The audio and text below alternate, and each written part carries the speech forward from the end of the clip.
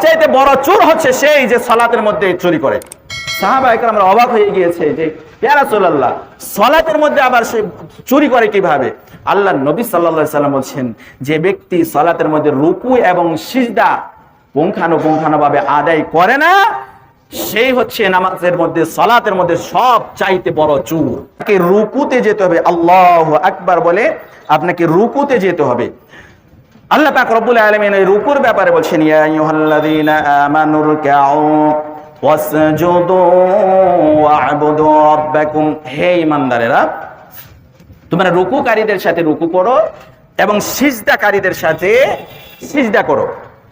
রুকুকারীদের সাথে রুকু করো এবং সিজদাকারীদের সাথে সিজদা করো। তবে এই রুকুটা, এখানে কথা হচ্ছে রুকুটা আমরা কিভাবে করব, রুকুর নিয়ম কি, রুকুটা আপনার হাত কোথায় থাকতে হবে, পিঠ কিভাবে থাকবে, এ ব্যাপারে আল্লাহ নবী সাল্লাল্লাহু আলাইহি ওয়াসাল্লাম বলছেন যে রুকু হতে হবে, একটু খেয়াল করবেন, আপনি আল্লাহু আকবার বলে রুকুতে যাবেন, আপনাকে মাথাটা আর সামনে কিবলার দিকে নত করতে হবে, আপনার হাতটা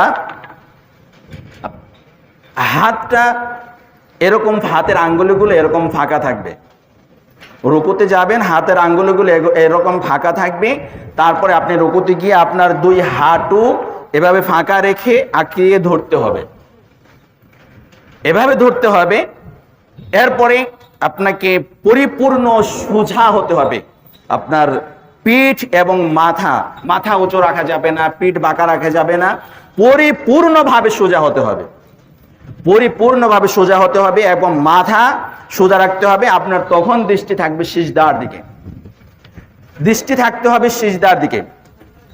তো এই ব্যাপারে, রুকুর ব্যাপারে আল্লাহর নবী সাল্লাল্লাহু আলাইহি ওয়াসাল্লাম বলছেন, তোমাদের কারো সালাত ততক্ষণ পর্যন্ত পরিপূর্ণ হবে না যে ব্যক্তি রুকু পরিপূর্ণভাবে ওযু না করে, পরিপূর্ণভাবে ওযু না করলে সালাত হবে না, আর রুকু পরিপূর্ণভাবে রুকু না করলে তার সালাত হবে না। তো রুকুটা আমি তো আপনাকে দেখিয়ে দিয়েছি, রুকুটা এভাবে করতে হবে। তো আপনার মাথা এবং পিঠ সমান থাকতে হবে, সিজদা আপনার নজর থাকতে হবে সিজদার দিকে। এরপরে আপনাকে যে দোয়াটা পড়তে হবে রুকুতে, সে দোয়াটা হচ্ছে সুবহানা রাব্বিয়াল আযীম, সুবহানা রাব্বিয়াল আযীম, সুবহানা রাব্বিয়াল আযীম, অন্তত পক্ষে 3 বার পাঠ করতে হবে। এর বেশিও পড়া যায়, কখনো কখনো আল্লাহ নবী সাল্লাল্লাহু আলাইহি ওয়াসাল্লাম এর বেশিও পাঠ করেছেন, তবে 3 বার অবশ্যই পড়তে হবে। সুবহানা রাব্বিয়াল আযীম, সুবহানা রাব্বিয়াল আযীম, সুবহানা রাব্বিয়াল আযীম। দুঃখজনক হলেও সত্য, এই ছোট্ট দোয়াটাও আমাদের অনেক মুসল্লি শুদ্ধভাবে পড়তে জানে না। আমি একদিন এক মুরব্বীকে জিজ্ঞাসা করছিলাম, রুকুতে কি দোয়া পড়তে হয় একটু বলেন।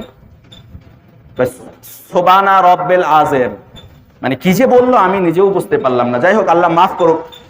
ছোট্ট দোয়া, এই দোয়াটা একটু শুদ্ধ করে পড়ার চেষ্টা করবেন। সুবহানা, আমার সাথে সাথে পড়েন, সুবহানা রাব্বিয়াল আযীম। এই দোয়ার মাধ্যমে আমরা কি বলছি? আল্লাহ পাক রব্বুল আলামিনের কাছে প্রার্থনা করছি, আমি আমার মহান প্রতিপালকের পবিত্রতা ঘোষণা করছি। রুকুর মাধ্যমে আমরা রব্বুল আলামিনের পবিত্রতা ঘোষণা করছি, মাথাটাকে নত করে দিয়ে। চিন্তা করে দেখেন, বিচারক, বিচারপতি, মালিক, তার সম্মুখে আমরা মাথাকে নত করে দিয়েছি। যার সম্মুখে আমরা মাথাকে নত করে দিয়েছি, সেখানে তো কি করবেন? তাড়াহুড়া করবেন না, ধীর স্থির ভাবে পড়বেন। ধীর স্থির পড়তে হবে। ধীর স্থির যদি না থাকে তাহলে আপনার ওই সালাত বাতিল হয়ে যাবে। একবার একজন ব্যক্তিকে আল্লাহ নবী সাল্লাল্লাহু আলাইহি ওয়াসাল্লাম দেখলেন যে সালাত পড়তেছে, সালাতের মধ্যে তার রুকু এবং সিজদা এই দুইটা কোনোটাই ঠিক নেই। সে খুব তাড়াহুড়া করছে, সে রুকুটা দিচ্ছে যথাযথভাবে নয়, সিজদাটা দিচ্ছে যথাযথভাবে নয়। তো রুকু এবং সিজদা তার এই দুইটোর মধ্যেই তাড়াহুড়া আছে, এবং দুইটোর মধ্যে যেভাবে সোজা থাকতে হবে, হাড় হাড্ডিগুলো সোজা থাকতে হবে, সেটার কোনোটাই সে আদায় করছে না। আল্লাহর নবী সাল্লাল্লাহু আলাইহি সাল্লাম অন্য সাহাবীদেরকে দেখিয়ে বললেন, এই সালাত আদায়কারী যদি এভাবে সালাত আদায় করে মারা যায়, তাহলে সে মুহাম্মদ সাল্লাল্লাহু আলাইহি সাল্লামের মিল্লাতের উপর সে মৃত্যুবরণ করবে না।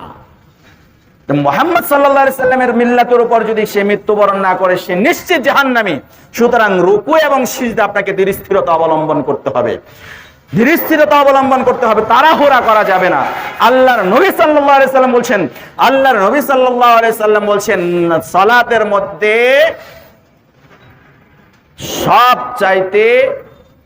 সবচাইতে বড় চোর হচ্ছে সেই যে সালাতের মধ্যে চুরি করে। সাহাবা একরামরা অবাক হয়ে গিয়েছে যে ইয়া রাসূলুল্লাহ, সালাতের মধ্যে আবার সে চুরি করে কিভাবে?